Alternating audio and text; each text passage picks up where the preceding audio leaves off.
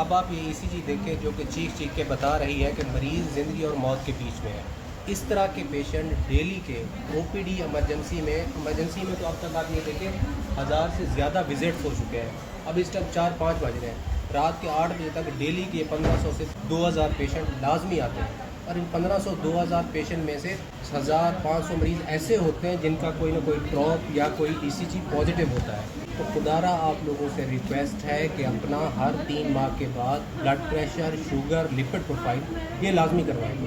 اس کے علاوہ جن لوگوں کے رسک فیکٹر ہیں جیسا کہ فیملی ہسٹری اگر ان کی ہے تو ان کو بھی چاہیے کہ 3 مہینے کے بعد اپنی ECG ایکو کارڈیوگرافی لازمی کروائیں۔